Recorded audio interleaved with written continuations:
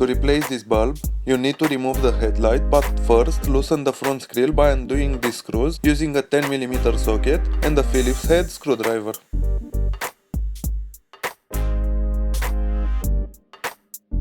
To remove the headlight, unscrew these 3 bolts.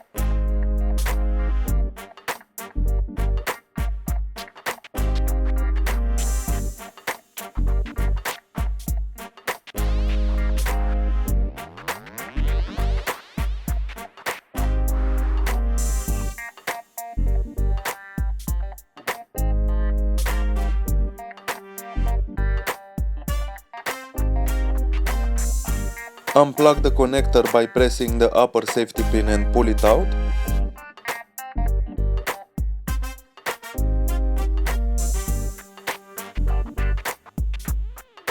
Now you can remove the headlight from the car.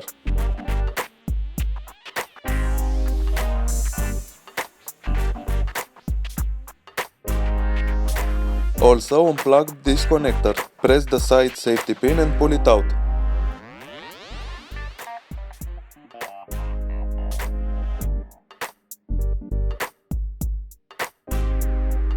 Place the headlight on a soft surface so you don't scratch it.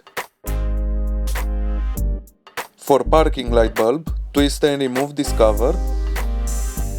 The bulb is located here, just pull the socket out. The bulb type is T10 or W5W.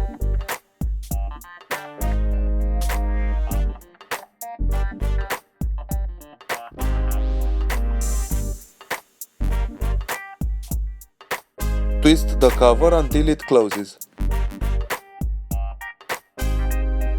Now you can start installing the headlight back on the car.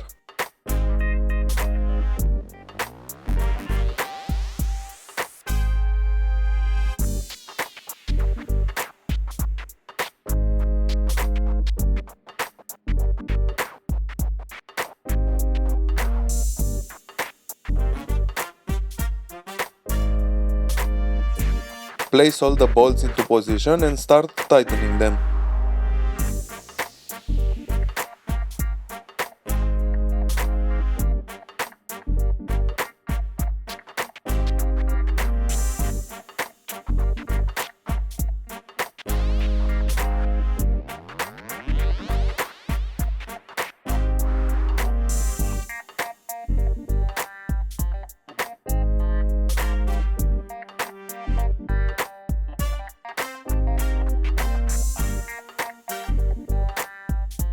This was my video. For any questions, you can leave a comment and I will try to answer all of you. Thank you.